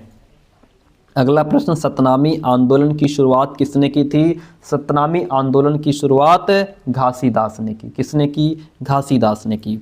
क्वेश्चन इज, औपनिवेशिक काल में नए शहर बने, कई कस्बे विकसित हुए। इसका ये रिजल्ट हुआ कि वे केवल शिक्षित और ऊंची जातियों के भूस्वामियों को ही आकर्षित कर पाए नहीं, उन्होंने मजदूरों के लिए अच्छी वर्किंग कंडीशंस और श्रमिक अधिकार प्रस्तुत किए नहीं, उन्होंने दलित जातियों के लिए दिन प्रतिदिन होने वाले अपमान से बचने का रास्ता बनाया। ये बात बिल्कुल ठीक है कि शहरों में जो नए शहर बने उनमें फैक्ट्रियां लगी, उद्योग धंधे विकसित हुए, तो बेचारे जो दलित लोग थे जो दिन प्रतिदिन अपने समाज में या जो उनसे ऊपर ऊंची जाति के लोग थे उनके द्वारा जो अपमानित होते थे वो शहर की तरफ भागे, वहां काम भी करते थे और इन सब चीज़ों से बचे भी रहते थे। ऑप्शन सी यहाँ पे बेस्ट ऑप्शन हो जाएगा, केवल सी सही है। अगला प्रश्न लीजिए, निम्न में से किनके द्वारा गांधी जी विभिन्न जन आंदोलनों में लोगों को एकजुट करने में सफल रहे? अहिंसा और सत्याग्रह का मार्ग अपना करके? जी बिल्कुल, भारत की स्वतंत्रता का आह्वान करके गांधी जी जन आंदोलनों में लोगों को एकजुट करने में सफल रहे। ठीक है, अंग्रेजों की नीतियों के विरुद्ध प्रार्थना और अनशन करके? नहीं, गलत है। लोगों की आवश्यकताएं समझ करके कि आखिर उनकी आवश्यकता क्या है और क्षेत्रीय मुद्दों को उठा करके। क्या बात सही है? ठीक नहीं है, ए और बी दो ही राइट है, ए और बी राइट हो जाता है। अगला क्वेश्चन, कांग्रेस को औपनिवेशिक शासन के विरुद्ध सभी भारतीयों के ओर से बोलने के लिए बुलाया गया, क्यों बुलावा दिया गया? औपनिवेशिक शासन के विरुद्ध सभी भारतीयों की ओर से बोलने के लिए कांग्रेस को बुलाया गया, ऐसा क्यों है? क्योंकि वे विदेशी शासन के विरुद्ध लड़ाई के लिए प्रत्येक व्यक्ति का पूरा समर्थन चाहते थे? ऐसा नहीं है, केवल वही एकमात्र दल था जिसमें सभी भारतीयों को संगठित कर विरोध के लिए तैयार करने की शक्ति थी। क्योंकि इसने स्वयं को सभी समुदायों के प्रतिनिधि के रूप में प्रदर्शित किया। ये ठीक लग रहा है, क्योंकि इसने स्वयं को सभी समुदायों के प्रतिनिधि के रूप में, कि हम यानी कि जो कांग्रेस है इसने खुद को सभी समुदायों के प्रतिनिधि के रूप में अपने आप को प्रदर्शित किया। ये ऑप्शन ठीक लग रहा है। 4 पढ़ लेते हैं, स्वतंत्रता की लड़ाई में लोगों ने अपना संपूर्ण विश्वास तथा समर्थन इस दल को दिया था। नहीं, सिर्फ 3 नंबर ऑप्शन जो है वो राइट हो जाता है। अगला प्रश्न, जल का संकरा भाग, पतला सा भाग जो 2 बड़ी जलराशियों जैसे समुद्रों और महासागरों को जोड़ता है उसे जल संधि कहते हैं। जब जमीन का कोई संकरा भाग 2 स्थल के भागों को जोड़ता है तो उसे स्थल संधि कहते हैं। ठीक है, अगला प्रश्न कहता है कि भारत में 82 डिग्री 30 मिनट पश्चिम देशांतर को मानक यामी उत्तर माना गया है। नहीं भैया, पूर्वी देशांतर को माना गया है। किसको माना गया है? पूर्वी को। ये काट दो। 82 डिग्री 30 मिनट पूर्व देशांतर के स्थानीय समय को पूरे देश का मानक समय माना जाता है। जी बिल्कुल, बी सही है, ए गलत है, बी सही है। अगला प्रश्न कहता है, रेगिस्तान में रातें गर्म होती हैं? नहीं, रातें ठंडी होती हैं। रेत और चट्टानें गर्मी उत्सर्जित करती हैं, तापमान बढ़ाती हैं। ये बात ठीक है कि रेत और चट्टानें जो हैं वो गर्मी उत्सर्जित करती हैं, टेम्परेचर को बढ़ावा देती हैं। ए गलत है, बी सही है। यहाँ पे पॉइंट हो जाता है हमारा ये राइट। ओके, चलिए आगे बढ़ते हैं। नेक्स्ट प्रश्न लीजिए, कहता है कि निम्नलिखित युग्मों पर विचार कीजिए। हिमालयी क्षेत्र में जंगली बकरी और हिम तेंदुआ मिलता है। हिमालयी क्षेत्र की बात करें तो इसमें जंगली बकरी, हिम तेंदुआ, याक, ये सभी जानवर मिलते हैं। ठीक है, ए तो सही है हमारा, ए सही है। अंडमान और निकोबार जो द्वीप समूह है इसमें महोगनी और शीशम के वृक्ष पाए जाते हैं, ये भी ठीक है। गिरवन की बात करें तो इसमें एशियाई शेर मिलता है, ये भी ठीक है। ए बी सी राइट हो जाता है। नेक्स्ट क्वेश्चन लीजिए, देखिए क्वेश्चन इज पारितंत्र के संतुलन को बनाए रखने के लिए सभी प्राणी अनिवार्य हैं। बिल्कुल सही बात है, अगर पारिस्थितिक तंत्र के का संतुलन बनाए रखना है तो सभी प्राणी जरूरी हैं। जैव मंडल में सभी जीवित जातियां जीवित रहने के लिए एक दूसरे से परस्पर संबंधित और एक दूसरे पर आश्रित रहती हैं, ये भी ठीक है। ए और आर दोनों सही हैं, आर ए की सही व्याख्या यहाँ पे कर रहा है। क्वेश्चन इज कि सूर्य से आने वाली वह ऊर्जा जिसे पृथ्वी रोक लेती है आतपन कहलाती है। जी हाँ बिल्कुल, आतपन की मात्रा भूमध्य रेखा से ध्रुवों की ओर घटती जाती है, ध्यान रखिएगा। ए और बी दोनों ऑप्शन हमारे सही हो जाते हैं। क्वेश्चन इज मानवीय बस्तियों के आदर्श बसाव स्थान के चयन के लिए निम्नलिखित में कौन सी परिस्थिति उपयुक्त है। एक तो मानवीय बस्तियों के लिए अगर मानव को रहने के लिए जगह चाहिए तो जलवायु अनुकूल होनी चाहिए, वहाँ पे पानी की सुविधा होनी चाहिए, सही ज़मीन हो, समतल हो, ऊबड़ खाबड़ या पहाड़ चट्टाने ना हो, ठीक है। अनुपजाऊ मिट्टी, अगर अनुपजाऊ मिट्टी है तो फसल कैसे बोएगा बेचारा, वो रहेगा कैसे, इसको हटा दो, ए बी सी राइट हो जाएगा। इसी तरीके से क्वेश्चन आपको एग्जाम में देखने को मिलेंगे। मृदा का निर्माण जैविक पदार्थों, खनिजों और पृथ्वी पर पाई जाने वाली अपक्षयित चट्टानों से होता है, ठीक है, बात ठीक है। और अगला कहता है कि स्थल रूप मृदा के प्रकार को निर्धारित नहीं करते, गलत है। यानी कि मृदा के प्रकार का जो निर्धारण है वो स्थल का रूप कैसा है, नीचे ज़मीन कैसी है, ये इससे निर्धारित किया जाता है, ठीक है। मृदा का प्रकार कि कैसी मिट्टी यहाँ पे है, कौन सी मिट्टी है, ये कट जाएगा। ए सही है, बी गलत है। ए सही है, बी गलत है, ऑप्शन फर्स्ट राइट हो जाएगा। निम्नलिखित में से कौन सी फसल कम उपजाऊ और बलुई मृदा में उगाई जा सकती है, वो है मिलेट। मिलेट जो है ये एक मजबूत फसल होती है जिसे कम बारिश, उच्च से मध्यम तापमान और पर्याप्त बारिश की आवश्यकता होती है, वो है मिलेट। क्वेश्चन कहता है किस क्षेत्र के बौद्ध और मुसलमान दोनों ही तिब्बत के राजकीय ग्रंथ केसर सागा के स्थानीय रूप को गाते हैं, तो वो है लद्दाख। क्या है, लद्दाख है। निम्नलिखित में से क्या पंचायती राज से संबंधित है, ग्राम सभा, हाँ ये तो पंचायती राज से संबंधित है।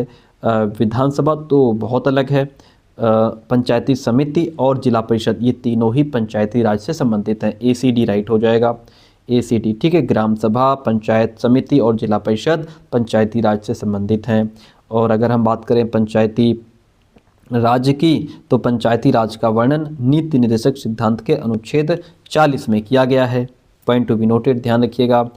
कपास जब रुमाल या तौलिया बनता है तब वह केवल डैश से गुजरता है, किससे गुजरता है, केवल थोक बाजार से नहीं, जब कपास रुमाल तौलिया बनता है तो बाज़ारों की एक श्रृंखला से गुजरता है, ठीक है। यानी कि इसमें जैसे मान लीजिए इसमें कपास तैयार हुआ, फिर वो फैक्ट्री गया, फैक्ट्री से उसमें माल तैयार हुआ, फिर वो आगे विक्रेता तक गया, फिर उस व्यापारी ने उसको दुकानों तक पहुंचाया, दुकानों से हम तक आया, तो एक लंबा प्रोसेस होता है, ठीक है। तो ये किससे गुजरता है, ये बाज़ारों की श्रृंखला से गुजरता है, ठीक है। इतनी बात क्लियर है, वेरी गुड। अगला प्रश्न लीजिए, चलिए देखिएगा। क्वेश्चन कहता है फूलमती रामाज्ञा के धान के खेतों में काम करती है। जो फूलमती है वो रामाज्ञा के धान के खेत में काम करती है और उसे रोज के 40 रुपए कमाती है वो, ठीक है। राजमोहन अपने खेत पर काम करता है और रामाज्ञा की मिल में भी काम करता है। अब कह रहा है इसमें भूमिहीन कौन है। देखिए जिसके पास जमीन नहीं वो भूमिहीन। राजमोहन अपने खेत में काम कर रहा है यानी इसके पास तो ज़मीन अपनी है। फूलमती जो है वो रामाज्ञा के धान के खेतों में काम कर रही है यानी कि दूसरे के खेत में काम कर रही है, यानी कि उसके पास ज़मीन नहीं है। तो फूलमती जो है यह राइट हो जाएगा, यहाँ पे फूलवती लिखा है, ये राइट हो जाएगा। ओके, इतनी बात क्लियर हो जाती है। हम आगे बढ़ते हैं, नेक्स्ट क्वेश्चन आपके सामने है। एक पितृसत्तात्मक समाज वो होता है जहाँ, देखिए एक पितृसत्तात्मक समाज क्या होता है। पितृसत्तात्मक समाज वो समाज है जहाँ महिलाओं की अपेक्षा पुरुषों को अधिक अधिकार प्राप्त होते हैं, जैसे संपत्ति का अधिकार, सामाजिक मान मर्यादा, उनको पुरुषों को ज़्यादा दी जाती है ना। तो महिलाओं को विभिन्न तरीक़ों से भेदभाव और उत्पीड़न का सामना करना पड़ता है पितृसत्तात्मक समाज में।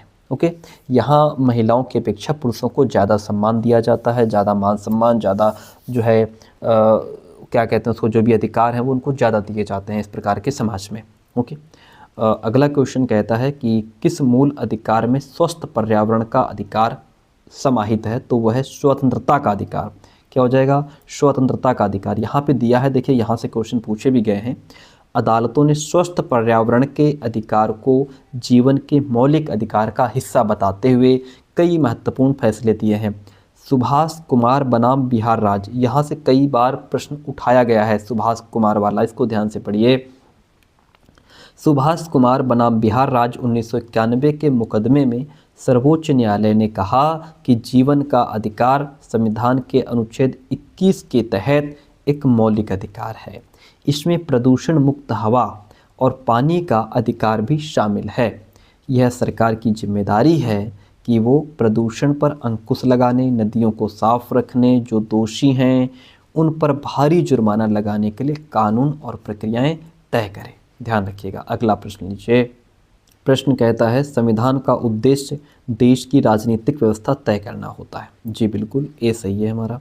संविधान का उद्देश्य अपने देश के नागरिकों की सार्वजनिक और निजी जिंदगी को निर्देशित करना होता है। ये काम संविधान का थोड़ो है कि वो अपने देश के सिटीजन्स की उनकी प्राइवेट लाइफ को गाइड करे, है ना, ये उसका मतलब नहीं होता है। किंतु बी गलत है, ए सही है, बी गलत है। क्वेश्चन इज किस अनुच्छेद के आधार पर जाति आधारित भेदभाव के चलते एक दलित समुदाय का व्यक्ति न्यायालय में मुकदमा दायर कर सकता है? तो किसके अंतर्गत? अनुच्छेद 15 और अनुच्छेद 17। यदि वह जाति पर आधारित भेदभाव हो रहा है उसके साथ में, तो दलित समुदाय का जो व्यक्ति है वो न्यायालय में अनुच्छेद 15, अनुच्छेद 17 के तहत क्या कर सकता है? इन अनुच्छेदों के आधार पर मुकदमा दायर कर सकता है। ठीक है, क्यों? क्योंकि अनुच्छेद जो 15 है इसमें क्या कहा गया है? इसमें धर्म, नस्ल, जाति, लिंग या जन्म स्थान के आधार पर भेदभाव का निषेध किया गया है और आप उस पर जाति आधारित भेदभाव कर रहे हैं तो क्या होगा? वो अनुच्छेद 15 के आधार पर आप पर मुकदमा ठोक देगा। ओके, अनुच्छेद जो 17 है इसमें अस्पृश्यता का अंत किया गया है, यानी कि यदि आप छुआछूत मानते हैं किसी के साथ तो ये दंडनीय अपराध है, वो इसका आधार लेकर के आप पर मुकदमा ठोक देगा। ए और बी दोनों सही हैं। अगला प्रश्न लीजिए, बहुत बढ़िया। एकल स्त्री होने के कारण जो पिंकी है, वो रिंकी जो है वो अकेली है बेचारी। ओके, किराए पर घर मिलने में उसको कठिनाई हो रही है, कोई अकेली को घर देना नहीं चाह रहा।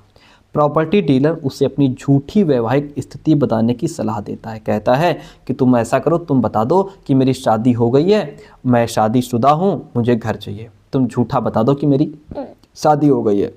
सामाजिक न्याय की दृष्टि से, सामाजिक न्याय की पॉइंट ऑफ व्यू से पूछ रहा है, इस संबंध में उसकी निम्न में से कौन सी प्रतिक्रिया तर्क संगत है? झूठी वैवाहिक स्थिति नहीं बताऊंगी, ये मेरी प्रतिष्ठा, मान सम्मान और मर्यादा की बात है, यानी कि ये मेरी प्रतिष्ठा और आत्मसम्मान के विरुद्ध है। मैं झूठ नहीं बोलूँगी कि मेरी शादी हो गई है। ये उसका प्रतिक्रिया तर्क संगत है। ये बिल्कुल सही बात है। ठीक है, ऑप्शन फर्स्ट यहाँ पे राइट हो जाता है, बाकी पढ़ने की आवश्यकता नहीं है। सामाजिक अध्ययन और सामाजिक विज्ञान के बीच में संबंध बताइए। सामाजिक विज्ञानों को एकीकृत अध्ययन ही सामाजिक विज्ञान है। एकीकृत, इंटीग्रेटेड बात तो ठीक है। सामाजिक अध्ययन और सामाजिक विज्ञान एक ही सिक्के के दो पहलू हैं। सामाजिक अध्ययन सामाजिक विज्ञान पूर्णतः दो अलग अलग बिल्कुल नहीं। सामाजिक अध्ययन सामाजिक विज्ञान का छोटा हिस्सा मात्र बिल्कुल नहीं। सिक्के के दो पहलू हैं, ये ठीक है, लेकिन इससे बेस्ट ऑप्शन हमारा यह है कि सामाजिक विज्ञानों का एकीकृत जो अध्ययन है, यानी कि इसमें सभी सब्जेक्ट्स को, इतिहास, भूगोल, नागरिक शास्त्र, सबको मिला करके पढ़ाया जाता है, ये इंटीग्रेटेड होता है, तो यही सामाजिक विज्ञान है। फर्स्ट ऑप्शन हमारा इसमें राइट हो जाएगा। क्वेश्चन इज छात्रों में रचनात्मकता, क्रिएटिविटी के डेवलपमेंट के लिए सामाजिक विज्ञान के टीचर को क्या करना चाहिए? संदर्भ पुस्तकों का उपयोग करके शिक्षण करना चाहिए, यानी कि किताबों का प्रयोग करके। पारस्परिक शिक्षण अधिगम विधियों को अपनाना, सिर्फ जो मेथड्स हैं उनको अपनाएंगे। कक्षा में वाद विवाद और ध्रुवण विधि का प्रयोग करेंगे, या गतिशील आधारित यानी कि activity based teaching learning material का यूज़ करेंगे, टीचिंग लर्निंग प्रोसेस का यूज़ करेंगे जो एक्टिविटी बेस्ड हो, जिसमें बच्चा लर्निंग बाय डूइंग हो, जिसमें बच्चा खुद करके सीखे, जिसमें बच्चा इंक्लूड हो, यही ऑप्शन तो बेस्ट होगा, जिसमें बच्चा खुद करके सीख रहा है, जिसमें बच्चा खुद इन्वॉल्व हो रहा है, जो एक्टिविटी बेस्ड है, वही ऑप्शन हमारा राइट होगा। अगला लीजिए, भूगोल की कक्षा में सामान्यतः निम्नलिखित प्रश्न पूछे जाते हैं, उन प्रश्नों का चयन कीजिए जो आलोचनात्मक, जो समालोचनात्मक चिंतन के डेवलप के लिए बेहतर क्षेत्र उपलब्ध कराते हैं। क्या होगा यदि भारत के जंगलों से बाघ गायब हो जाए? अगर हम इस तरीके का प्रश्न पूछेंगे तो बच्चे सोचेंगे, विचारेंगे, हर एक चीज़ पर फोकस करेंगे, एनालिसिस करेंगे, ठीक है, इनके रहने से क्या फ़ायदे हैं, ना रहने से क्या नुकसान होगा, ये सारी चीज़ें, ये आलोचनात्मक चिंतन। उष्णकटिबंधीय वर्षा वनों को सदाबहार वन भी क्यों कहा जाता है? तो सिंपल सा आंसर देके बता देगा, इसलिए कहा जाता है, इसमें उसके दिमाग पर कोई जोर नहीं है। उष्णकटिबंधीय वनों की विशेषताओं का वर्णन कीजिए, वो रटी रटाई 4 विशेषताएं बता देगा, ठीक है। क्या होगा यदि 3 वर्षों के लिए मानसून कमजोर और क्षीण हो जाए? इसमें बच्चे के दिमाग पर जोर पड़ेगा, वो लगाएगा दिमाग की, इसमें वो तर्क वितर्क, उसके गुण अवगुण विशेषताएं सब कुछ इसमें देखेगा, उसको पूरा एनालिसिस करेगा कि क्या होगा अगर 3 वर्ष के लिए मानसून कमजोर हो जाए, क्षीण हो जाए, क्या नुकसान होगा, इसके होने से क्या क्या फ़ायदे हो रहे हैं, ना होने से क्या क्या नुकसान हो जाएगा, ये सब चीज़ें। तो ए और डी राइट हो जाएगा, ए और डी ऑप्शन जो है वह राइट हो जाएगा। अगला प्रश्न लीजिए, प्रश्न बड़ा प्यारा है, कहता है भीमबेटका के पुरास्थल भारत के किस राज्य में पाए जाते हैं? तो भीमबेटका के जो पुरास्थल हैं वो भारत के किस राज्य में पाए जाते हैं? मध्य प्रदेश में, ठीक है। भीमबेटका के पुरास्थल भारत के मध्य प्रदेश राज्य में पाए जाते हैं। अगला प्रश्न लीजिए, और धीरे धीरे हम क्लास में एंड की तरफ पहुंच रहे हैं। निम्नलिखित गुप्त वंश के राजाओं को कालानुक्रमिक क्रम में व्यवस्थित करना है, सीक्वेंस में लगाना है। तो सीक्वेंस में लगाएंगे तो सबसे पहले श्रीगुप्त आएंगे, क्योंकि जो श्रीगुप्त हैं, गुप्त वंश के शासन का जो प्रारंभ है वो श्रीगुप्त के द्वारा ही किया गया था, इसलिए श्रीगुप्त पहले आएंगे। ए यहाँ भी पहले है, ए यहाँ भी पहले है, बी यहाँ भी, इसको हटा दो, इसमें भी ए नहीं है, बी इसको हटा दो, यानी कि अब फर्स्ट और सेकंड के बीच आपकी लड़ाई है, बताइए इसमें से कौन सा सही होगा। श्रीगुप्त, श्रीगुप्त के बाद दूसरे आते हैं समुद्रगुप्त, दूसरे नंबर पे डी आएगा, डी यहाँ तो है नहीं, यहाँ है, यानी कि अब ये भी कट गया, अब यही बचता है हमारे पास ए डी बी सी, ठीक है, ये राइट हो जाएगा। अगला प्रश्न लीजिए, कहता है अलबरूनी ने किताब उल हिंद लिखी। अलबरूनी ने क्या किया? किताब उल हिंद लिखी, सही है, ये सही है। गजनी का सुल्तान महमूद अपने द्वारा जीते गए लोगों के बारे में कई बातें जानना चाहता था। ए और आर दोनों सही हैं, आर ए की सही व्याख्या कर रहा है। पिस्तक का क्या अर्थ है? जो मुगल वास्तुकला का एक महत्वपूर्ण पहलू, पिस्तक का मतलब यहाँ पे मेहराब प्रवेश द्वार, मेहराब प्रवेश द्वार को पिस्तक कहा गया है। क्या कहा गया है? पिस्तक कहा गया है। निम्नलिखित को हाल के काल से शुरू करके अवरोही यानी उल्टा लगाना है, उल्टा लगाना है, रिसेंटली से शुरू करना है। किससे शुरू करना है? रिसेंटली से। तो सबसे पहले आएगा मौर्य साम्राज्य का उत्थान हुआ, सी पहले आएगा, सी इसमें तो है नहीं कहीं पे, केवल इसमें है, बस इसका मतलब यही राइट हो जाएगा, है ना। इसमें भी सी नहीं है, राइट ये हो जाएगा। सी के बाद आएगा फिर बौद्ध धर्म का उदय हुआ, फिर जो है वर्ण व्यवस्था का उदय हुआ, उसके पहले क्या हुआ? ऋग्वेद की रचना। उल्टा चल रहे हैं हम लोग, रिसेंटली से शुरू कर रहे हैं। उसके बाद यानी कि पहले मौर्य साम्राज्य का उत्थान हुआ, फिर इसके बाद बौद्ध धर्म का उदय हुआ, फिर वर्ण व्यवस्था का उदय हुआ, उसके बाद ऋग्वेद की रचना, यानी कि ऋग्वेद की रचना के बाद वर्ण व्यवस्था आई, वर्ण व्यवस्था के बाद बौद्ध धर्म का उदय हुआ, उसके बाद मौर्य साम्राज्य का उत्थान हुआ। इस तरीके से इसको सीक्वेंस में लगा देंगे। करीब 2500 साल पहले लोहे के औजारों, जिनमें जंगलों को साफ करने के लिए कुल्हाड़ियों और जुताई के लिए हलों के फाल सम्मिलित हैं, इनके बढ़ते प्रयोग का प्रमाण मिलता है, जो कृषि उत्पादन में बढ़ोतरी के लिए उपयोगी थे। जी बिल्कुल सही बात है। और लगभग 2500 वर्ष पूर्व तक अनेक शहर भी विकसित हो गए थे। ए और बी दोनों सही हैं, ए और बी में संबंध है। क्या है? संबंध है। प्रश्न कहता है कि एक तरफ तो भूमि के प्रकार हैं, दूसरी तरफ चोल शासन में भूमि के प्रकार का सही विकल्प के साथ मिलान कीजिए। इधर उनके नाम है और 4 ये नाम दे देगा और आपसे पूछेगा ये चारों क्या हैं। भूमि के प्रकार हैं, राजाओं के नाम हैं, जो किसी ग्रंथ के नाम हैं, इस तरीके से पूछ लेगा। तो ध्यान रखिएगा, ये भूमि के प्रकार हैं। वेलन वगाई, वेलन वगाई का मतलब गैर ब्राह्मण किसान स्वामी की भूमि, ऐसा किसान जो ब्राह्मण नहीं है उसकी जो भूमि है उसको वेलन वगाई कहा गया। ब्रह्मदेय, ब्रह्मदेय का मतलब ब्राह्मणों को उपहार में दी गई भूमि को ब्रह्मदेय कहा गया है। शाला भोग, किसी विद्यालय के रखरखाव के लिए जो भूमि दी गई उसको शाला भोग कहा गया। देवदान यानी मंदिरों को उपहार में दी गई भूमि को देवदान कहा गया। ठीक है। भूमि के प्रकार, चोल अभिलेखों में भूमि की विभिन्न कोटियों का उल्लेख मिलता है। वेलन वगाई, गैर ब्राह्मण किसान की भूमि स्वामी की। ठीक है। ब्रह्मदेय, ब्राह्मणों को उपहार में दी गई भूमि। शाला भोग, किसी विद्यालय के रखरखाव के लिए जो भूमि दी गई। देवदान या तिरुन मट्टुकनी, मंदिर को उपहार में दी गई भूमि। पल्ली चंदम, जैन संस्थानों को दी गई भूमि को पल्ली चंदम कहा गया है। अगला प्रश्न लीजिए, ध्यान से समझिए प्रश्न को, बहुत बड़ा क्वेश्चन है। कहता है कि 1765 ईस्वी के बाद बंगाल की अर्थव्यवस्था में संकट से कारीगरों और किसानों पर बुरा प्रभाव पड़ा। कारीगरों का उत्पादन गिर रहा था और खेती चौपट होने की दिशा में आगे बढ़ रही थी, चौपट हो रही थी। 1770 ईस्वी में पड़े अकाल से बंगाल में 1 करोड़ लोगों की मृत्यु हो गई। वेरी गुड, हमने खूब पढ़ा है इसको, सही है। आर कहता है कि बंगाल की दीवानी मिलने के बाद ईस्ट इंडिया कंपनी की कोशिश ये थी कि वो अधिक से अधिक राजस्व प्राप्त करे और कम से कम कीमत पर बढ़िया सूती और रेशमी कपड़े खरीदे। बंगाल में वसूले गए राजस्व का उपयोग निर्यात के लिए चीज़ों को खरीदने में किया जाता था। जो बंगाल का जो राजस्व था उसका उपयोग किसमें हो रहा था? निर्यात के लिए जो चीज़ें खरीदी जा रही थी। बिल्कुल सही है, ए और आर दोनों ही यहाँ पे राइट हो जाते हैं। आर जो है वो ए को एक्सप्लेन कर रहा है, फर्स्ट वन ऑप्शन राइट हो जाता है। अगला प्रश्न लीजिए, कहता है 1829 में सती प्रथा को प्रतिबंधित करवाने में किसका योगदान रहा? इसमें सबसे जो ज़्यादा योगदान रहा वो राजा राममोहन राय का रहा। ठीक है, 1829 ईस्वी में सती प्रथा को प्रतिबंधित करवाने में राजा राममोहन राय का महत्वपूर्ण योगदान था। 1927 से 35 के बीच अंबेडकर ने मंदिर में प्रवेश के लिए 3 आंदोलन चलाए। अभी शुरुआत में मैंने आपको बताया था। अंबेडकर का मुख्य लक्ष्य सब लोगों को अंग्रेजी शासन की शक्ति दिखाना नहीं, इन्होंने वो जाति को लेकर के आंदोलन चलाए थे। ठीक है, ए सही है, आर गलत है कि जो है इनको मंदिर में प्रवेश नहीं दिया जाता था ना, तो देश को दिखाना चाहते थे कि समाज में जातीय पूर्वाग्रहों की जकड़ कितनी मजबूत है, इसके लिए उन्होंने लगातार विरोध किया था। ठीक है, ए सही है, आर गलत हो जाएगा। अगला प्रश्न लीजिए, क्वेश्चन कहता है कि निम्नलिखित सुधार आंदोलन का उनके नेताओं के साथ सही मिलान कीजिए। मतुआ पंथ जो है, मतुआ पंथ की शुरुआत किसने की? मतुआ पंथ की शुरुआत की थी हरिदास ठाकुर ने। ठीक है, लगभग 1860 में। कब की थी? 1860 में बंगाल में शुरू हुआ था। दूसरा है सत्यशोधक समाज। सत्यशोधक समाज की स्थापना ज्योतिबा फूले के द्वारा 1873 में की गई। कब की गई? 1873 में। फिर आता है आर्य समाज। आर्य समाज की स्थापना किसने की थी? स्वामी दयानंद सरस्वती ने। सर कब की थी? इन्होंने 1875 में की थी। ओके, बचा क्या? ब्रह्म समाज। ब्रह्म समाज की स्थापना राजा राममोहन राय के द्वारा की गई थी 1828 में। 1828 में। ठीक है, तो ये सभी के सन जो है वो याद रखिएगा आप। चलिए आगे बढ़ते हैं। वेरी गुड, बढ़िया प्रश्न था।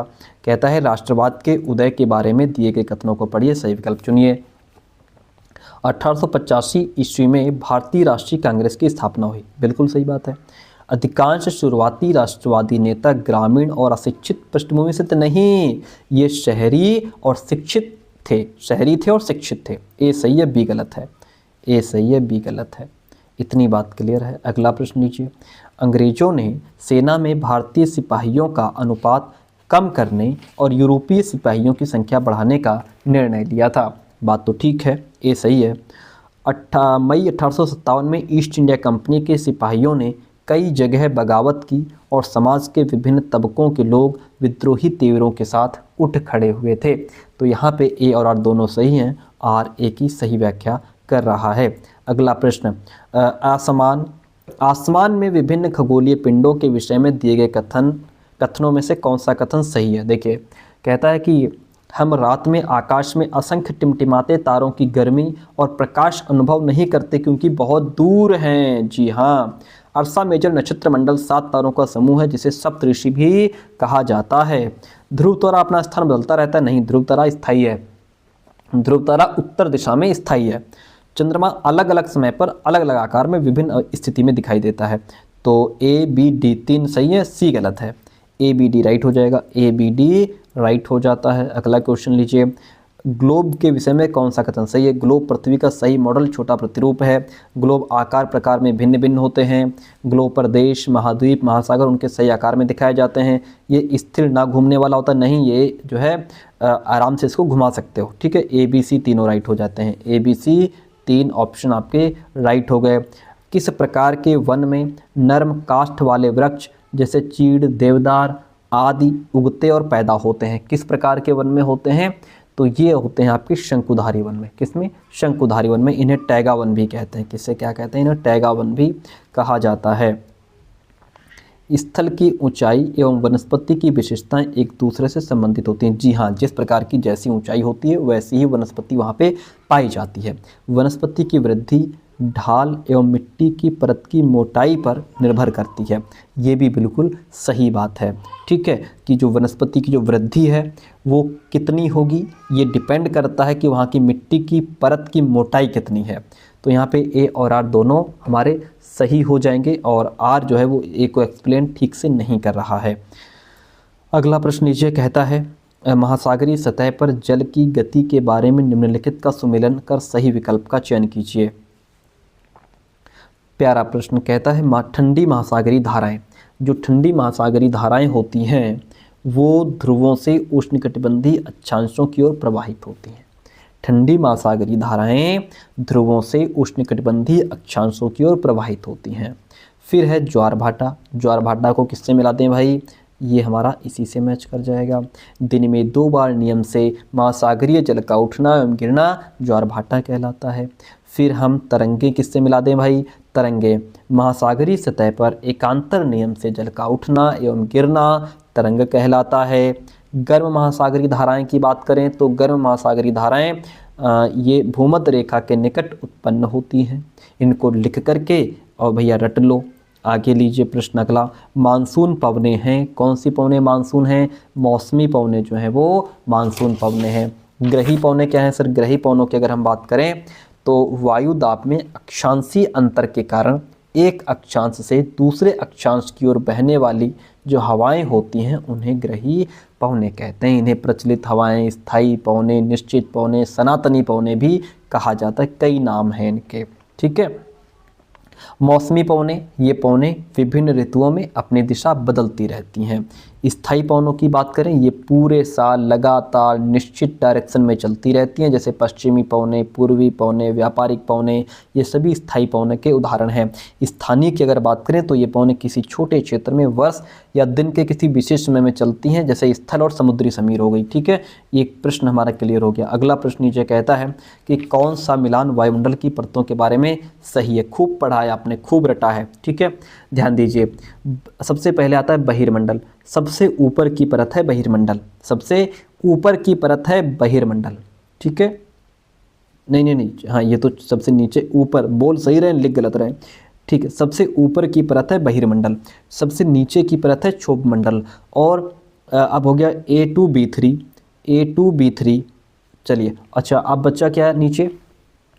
बचा समताप मंडल। इस परत में ओजोन गैस है। समताप मंडल में ओजोन गैस पाई जाती है। बाह्यमंडल रेडियो तरंगों के प्रसारण में सहायक होता है। तो इस तरीके से आप इसको याद रखिएगा। मिलाने से क्या ही फायदा है, ध्यान रखिए। क्षेत्रों एवं इन क्षेत्रों में परिवहन के लिए उपयोग में होने वाले जो पशु हैं उनका सुमेल कीजिए। देखिए, एंडीज पर्वत, एंडीज पर्वत की बात करें तो यहाँ पे लामा। ठीक है, एंडीज पर्वत पर परिवहन के लिए लामा का प्रयोग होता है। तिब्बत में परिवहन के लिए हम याक का प्रयोग करते हैं। भारतीय मरुस्थल में परिवहन के लिए हम ऊंट और बैल का प्रयोग करते हैं। भारतीय जो पहाड़ हैं यहाँ पे हम परिवहन के लिए खच्चर और गधों का प्रयोग करते हैं। अगला, अच्छा प्रश्न खत्म। तो प्यारे दोस्तों, कैसे रही क्लास? कमेंट करके जरूर बताइएगा। आपके कमेंट्स का दिल से स्वागत है। Please like and share. हम बहुत जल्दी आपके लिए और बेहतरीन प्रश्न लाने वाले हैं।